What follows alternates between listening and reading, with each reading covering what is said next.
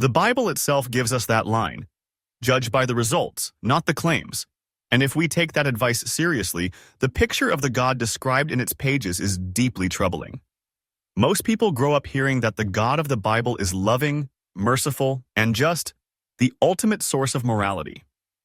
But when you actually read the stories, not just the highlights shared in sermons, but the raw text itself, what you see is a character who orders genocide, demands obedience through fear, punishes generations for the mistakes of one, and seems obsessed with loyalty above compassion. The God presented in Scripture doesn't just fall short of being good. He often acts in ways that, if attributed to any human ruler, we would immediately label as cruel, tyrannical, and abusive. Take the story of the flood. According to the text, God wipes out almost every living thing on earth: men, women, children, animals, drowning them all because of human wickedness. Even if you grant that people were corrupt, what about the newborn babies, the animals, the people who never even had a chance to do wrong? A being who had unlimited power to teach, persuade, or rehabilitate chose instead to drown the world. And that's not an isolated case. In Exodus, God brings plagues on Egypt, including the killing of every firstborn child. Not because the children did anything wrong, but because their ruler refused to give in. The suffering of innocent people becomes a tool for proving power. In Deuteronomy and Joshua, God commands the Israelites to slaughter entire populations: men, women, children, even livestock. Nothing left alive. These are called holy wars in the text. But if any nation on earth today carried out such acts and claimed divine approval, the world would call it what it is: genocide. It gets worse when you look at laws supposedly handed down by God himself. In Leviticus, the penalty for working on the Sabbath is death. Disrespecting parents is a capital offense. Women who aren't virgins on their wedding night are to be stoned. Slavery is not only permitted but regulated, as if human beings were property. The God of the Bible not only allows these things, he establishes them as part of his law. And yet we're told this is the perfect source of morality. If you look at the story of Job, you see a man whose life is destroyed, his family killed, his health ruined, not because he did wrong, but because God wanted to prove a point in a wager with Satan. This is framed as a lesson in faith, but at its core, it is needless suffering inflicted on someone who was blameless, just to win an argument. Then there's the eternal punishment of hell. Even if you interpret it symbolically, the idea of infinite torment for finite mistakes is one of the most disproportionate punishments imaginable. A lifetime of doubt, or choosing the wrong religion, supposedly results in endless torture. What kind of being would design a system like that? When you lay all of this side by side, it becomes hard to maintain the idea that the God described in the Bible represents love or justice in any recognizable sense. Instead, it looks like the projection of ancient rulers who valued obedience, loyalty, and power over compassion, fairness, or reason. And this is the central problem. Believers often point to the Bible as the ultimate moral authority, but when you compare its rules and stories to even basic human empathy, it fails. If any human leader acted as the God of the Bible is described, we would not worship them. We would resist them. That raises a difficult but necessary question. If the God of the Bible is truly the ultimate standard of goodness, then goodness itself loses all meaning, because by that logic, killing children, enslaving people, and commanding massacres could be called good simply because God said it. But if we hold on to the idea that goodness must mean compassion, fairness, and the reduction of suffering, then the God of the Bible does not fit the description. This disconnect between the claim and the reality is not a minor detail. It shows why religions have had to reinterpret, soften, or ignore huge sections of Scripture in order to make their God appear loving. Pastors don't read the slaughter of the Amalekites from the pulpit on Sunday. They don't highlight the law about stoning rebellious teenagers. Instead, they cherry-pick verses about love and forgiveness, as if that cancels out the cruelty. The problem is not just what's written, it's that billions of people are taught that this character is the ultimate role model. Children are raised to see him as perfect, and therefore they're taught to excuse cruelty if it's done in the name of God. You can see the impact throughout history. Wars justified by God's will, persecution of minorities, witch trials, inquisitions, holy wars. These were not distortions of Scripture, they were consistent with the texts themselves. And even today, when most believers no longer practice the harshest laws, the idea that morality comes from this God still lingers, which allows people to justify harmful policies, discrimination, and violence because they believe they're simply following divine command. So the real issue is this: if goodness is redefined to mean whatever God does, then morality is just obedience. But if morality is about compassion, justice, and truth, then the God described in the Bible is not a moral being at all. And maybe that's the most important point. The Bible doesn't give us a picture of a perfect God. It gives us a window into the fears, values, and desires of the people who wrote it. People living in tribal societies, surrounded by war, struggling for survival. Their gods looked like their rulers, harsh, demanding, willing to kill in order to maintain order. Seen in that light, the God of the Bible isn't evil. When you take a closer look at the Bible, you see that much of the cruelty attributed to God isn't hidden or subtle. It's right there in the open. Yet it often goes unnoticed because people read selectively, or they're told from childhood that these stories are sacred, so they don't question them. One of the clearest examples is in 1 Samuel. God tells Saul to destroy the Amalekites, not just their army, but every man, woman, infant, and animal. When Saul spares the king and some livestock, he's punished for not following the command completely. In other words, mercy is treated as disobedience. This is framed as faithfulness, but what kind of morality punishes someone for refusing to kill children? If anything, Saul's hesitation is the one moment of humanity in the story. Yet the text portrays God as angered by it. There's also the story of Abraham and Isaac, a father told to sacrifice his son as a test of loyalty. It doesn't matter that the killing was stopped at the last moment. What matters is that the willingness to do it was considered virtuous. That kind of lesson trains people to see blind obedience as more important than compassion or reason. And that theme repeats again and again. Obedience over morality, loyalty over empathy, whether it's Noah watching the world drown, Joshua slaughtering entire cities, or Abraham holding a knife over his son. Goodness is defined not by kindness but by submission to authority. If you look at the laws, the picture doesn't get better. In Exodus, God hands down commandments, but right alongside them are instructions about owning slaves, not just allowing it, but providing rules for how long you can keep one, how to treat them, and under what conditions you can beat them. In modern times, almost everyone agrees slavery is one of the clearest examples of human evil, but in the Bible, it's normalized as part of divine law. Defenders often try to soften this by saying it was different back then, or less harsh than modern slavery. But no matter how you frame it, the idea of one human owning another with God's blessing is not moral. Then there are the punishments. In Numbers, a man is stoned to death for gathering sticks on the Sabbath. In Leviticus, eating shellfish is forbidden, but so is wearing clothes made from two kinds of fabric, and violations come with severe consequences. Yet the same text that condemns these trivial actions also allows polygamy, concubines, and selling daughters as servants. This is where the contradiction becomes clear. We're told this law comes from an all-knowing, all-loving being. But the laws themselves look exactly like what you'd expect from an ancient society. Rigid, harsh, concerned with purity, property, and power, not fairness or compassion. And when you step back, you see that the God of the Bible doesn't just act harshly in isolated stories. Cruelty is built into the very structure of how he interacts with people. Those who obey are blessed. Those who resist are destroyed, not persuaded, not taught, but punished with death and disaster. The story of Pharaoh is a perfect example. During the plagues, the text says repeatedly that God hardened Pharaoh's heart, so he would not let the Israelites go. In other words, God deliberately made Pharaoh stubborn and then punished Egypt for that stubbornness by sending plagues, culminating in the death of every firstborn child. This is not justice, it's entrapment. Even in the New Testament, which many people view as softer or more compassionate, the darker side remains. Jesus speaks of eternal punishment for those who don't follow him. The idea of hell is made more vivid, not less, and obedience is still the highest virtue. This leads to a bigger problem. If morality is defined as doing whatever God commands, then morality becomes meaningless. It could justify anything, no matter how cruel. And history shows us that people did use Scripture to justify almost anything: slavery, Crusades, colonization, witch trials, even the Holocaust had defenders who twisted scripture in its support.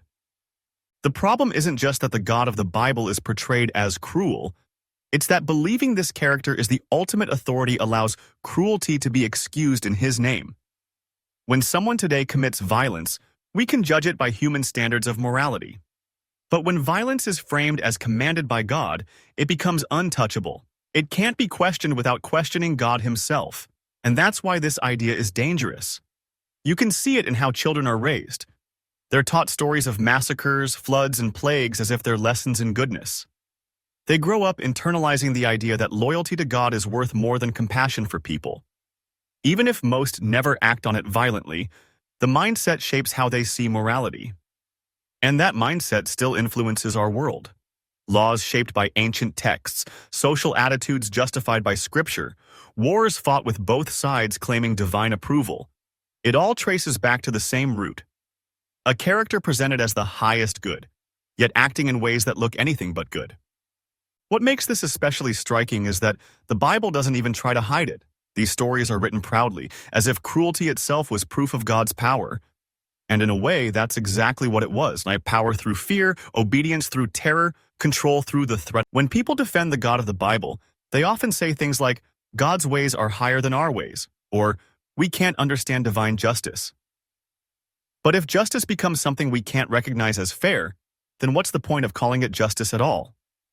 If we saw a human ruler behaving like the biblical God, drowning nearly everyone on earth, ordering mass killings, punishing children for the sins of their parents, we wouldn't call that justice. We'd call it tyranny. Yet when it's God, people are told to admire it.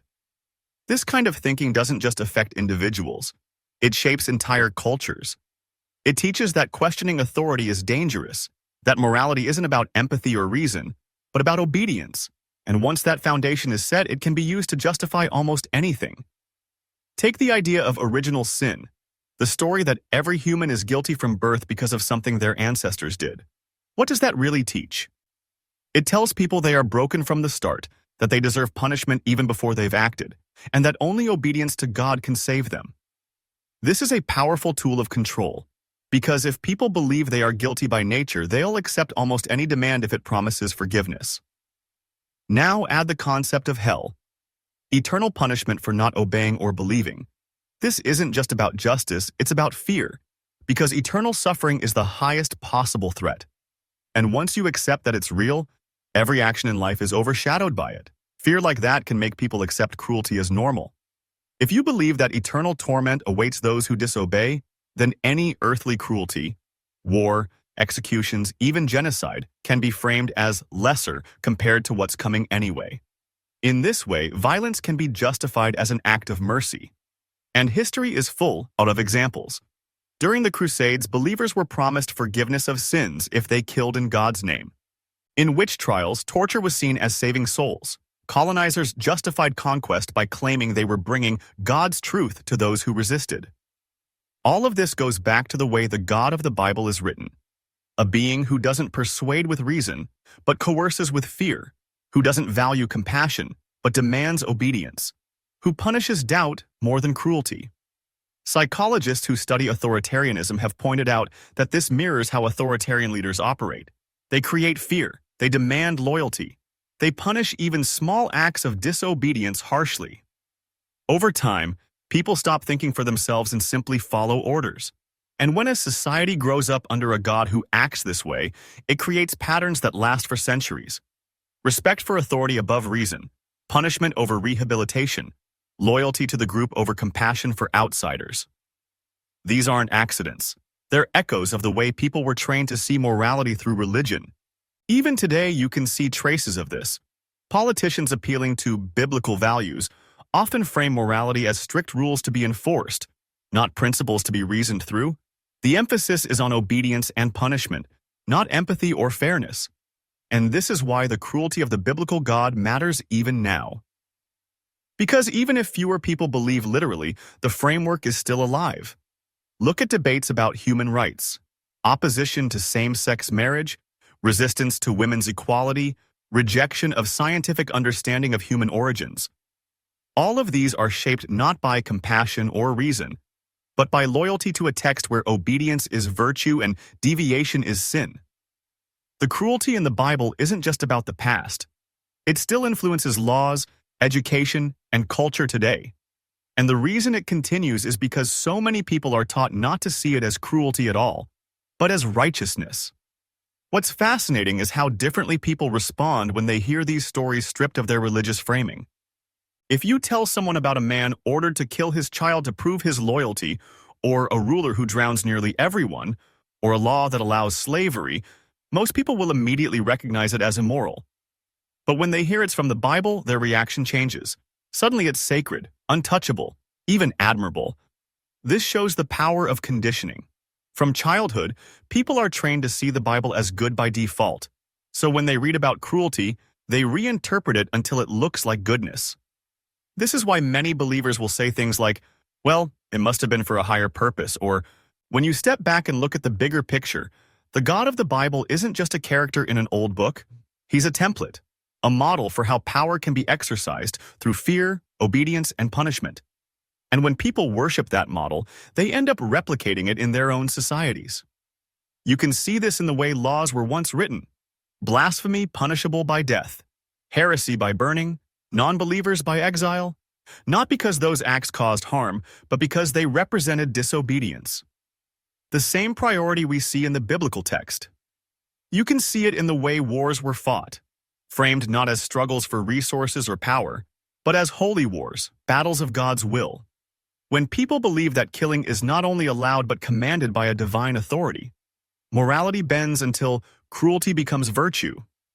And you can see it in the way morality itself is taught, where kindness or compassion are secondary, and the real test is loyalty. Loyalty to the group, loyalty to the book, loyalty to the God who demands to be feared. But something remarkable happens when people begin to step away from this framework. Morality doesn't collapse. Societies don't fall apart. In fact, many begin to thrive. Because when you no longer measure right and wrong by obedience to an unseen authority, you're free to measure it by human well-being, by fairness, by empathy, by reason. Take slavery as one example. The Bible never abolishes it. In fact, it regulates it, permits it, even defends it. And yet, humanity eventually came to reject slavery not because of the Bible, but often in spite of it. Abolition was achieved by people who appealed to conscience, to equality, to human dignity, not to divine command. The same with women's rights. The biblical God places women under men, makes them property, treats them as inferior, and yet societies that questioned that framework discovered that equality works better, that it makes communities stronger, families healthier, and lives richer. And the same is true with countless other issues, from education to science, from medicine to human rights. Progress often came when people broke away from the cruelty of biblical morality and trusted reason and compassion instead. This contrast matters because it shows something very simple. We don't need a cruel God to tell us how to live. We don't need to excuse violence and suffering as divine justice. We can build morality ourselves on a foundation of shared humanity. And when you really think about it, that's the most powerful argument of all. If the God of the Bible were truly good, you wouldn't need to twist yourself into knots to defend him. You wouldn't need to call cruelty love or punishment mercy. You wouldn't need to explain away actions that would horrify you if anyone else committed them. The fact that so much energy is spent justifying this God's behavior is itself the clearest sign of the problem. Because when you strip away the excuses, when you read the stories plainly, when you stop telling yourself that cruelty is love and violence is justice, the truth is hard to miss. The God of the Bible, judged by the very moral standards we hold for anyone else, is not a figure of goodness, but of fear, violence, and control. And maybe the most liberating realization is this. Once you see that, you are free to stop defending it. You are free to stop excusing it. You are free to build a morality that doesn't depend on fear, but on understanding. Not on obedience, but on compassion. Not on ancient cruelty, but on human progress. That is the real choice. Cling to a vision of God that demands fear, or embrace the possibility of a world built on empathy and reason. And once that choice is seen clearly, the question of whether the God of the Bible is evil almost answers itself.